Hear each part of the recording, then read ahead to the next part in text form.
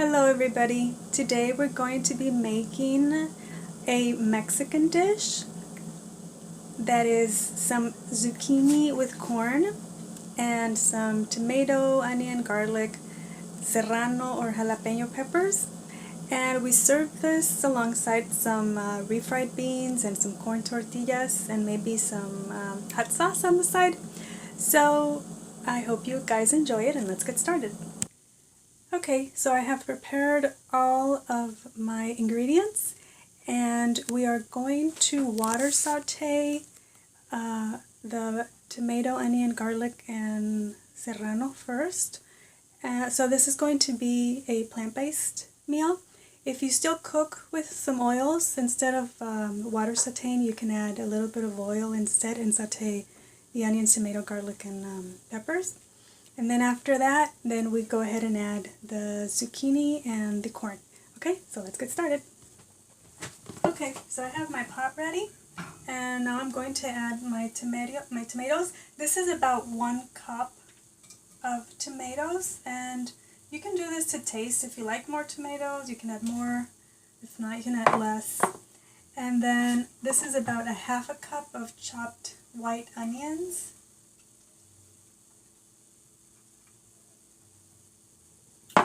And this is about, I would say, like 1/2 tablespoon of minced garlic.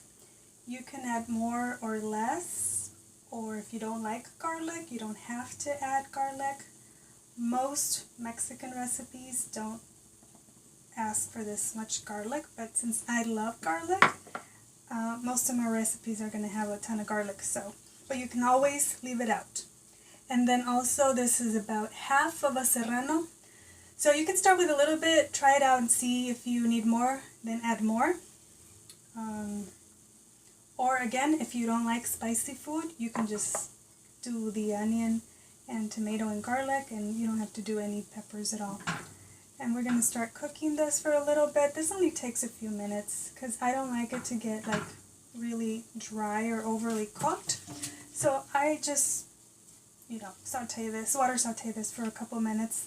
And now we can add our salt and pepper. Okay, I added the salt and pepper, and this is what it's starting to look like. I have not added any water yet because the tomatoes were really juicy, and I don't think it needs it, but I have it right here waiting just in case. In case it starts getting too dry, then I just add a little tiny bit of water at a time, and I keep cooking this. So we're probably going to do this for like a couple minutes, and then we're going to add the rest of the ingredients. Okay, so it's been like a minute, and this is what it looks like. It still has a lot of juice, so I have not added any water, and now we're going to add the zucchini and the corn. So now I'm adding the zucchini.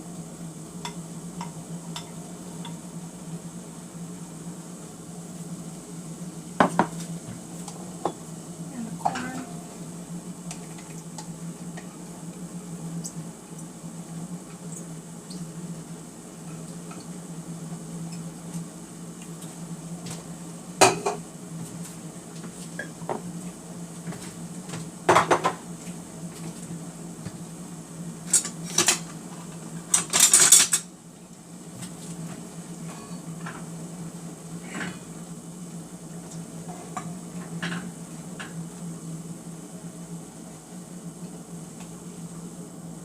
If you think that it needs more like onion or tomato or garlic, you can add it at this point. It's no problem that you didn't add it all in the beginning.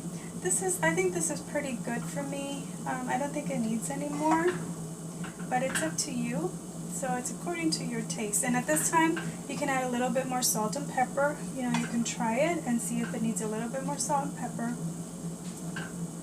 And go ahead and add it at this point. So this is what it looks like. Isn't that beautiful? Beautiful! And it tastes so good, and it's so simple. So right now what I'm going to do is I'm going to season it, and then I'm going to cover it up. And while this cooks for like about, I would say 5 to 10 minutes, no more than that, because I don't like my veggies overly done. But it's up to you. If you like them really soft, you just cook them until you'll think that you're gonna like them. So while we do that, we're gonna refry our beans. So I'm heating up my pan, and these are the beans that I showed you that we froze last time, the pinto beans. So I just thawed them out, and I just pour them in like that. If you like them if you don't like them so juicy, like watery, you can just throw out some of the liquid, or like reserve it just in case you need it. Like usually I'll do that. I'll reserve some of the juice, and then once I mash them, I see if it needs any more liquid or not, and then I add it before I throw it out.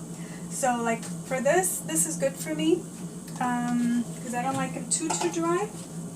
So without any oil, I did not add any oil. We are just going to let these heat up, and then we're going to mash them. Okay, it's been like 5 minutes, and the beans are ready to be mashed. And this is what the zucchini and corn is looking like. And it's really juicy, so it doesn't need any water at this point. You can open it up so it can dry up a little bit, or you can leave it covered for, another few minutes if you want. But this is perfectly fine with me. So it's been cooking for like maybe a total of 10 minutes once I added the zucchini and the corn. So let's finish up. So I like to turn off the heat before I start mashing. That way it's not like, I don't feel like the heat is like bubbling in my hand, it'll burn me. So once it's heated up to your liking, then you just mash your beans with your masher.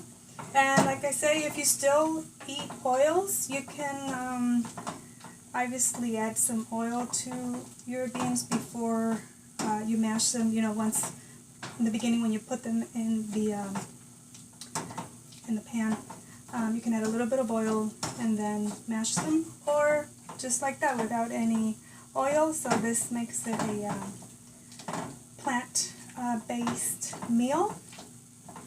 And I think this is also a great filling for like burritos. If you like burritos, if you have like maybe leftovers for the next day, you can make yourself some burritos with like the refried beans and the zucchini and corn filling, maybe some hot sauce or some lettuce or something, whatever you like.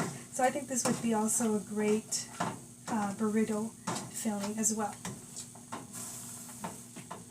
Okay, I think we're done. Okay, so here you have it. Here is your calabacitas con elote y frijoles fritos, which is zucchini with corn and some refried beans with your flour or corn tortillas, whatever you like. And I hope you guys give it a try and like it. It's a really healthy and delicious meal. And I will see you guys soon. Take care. Bye-bye.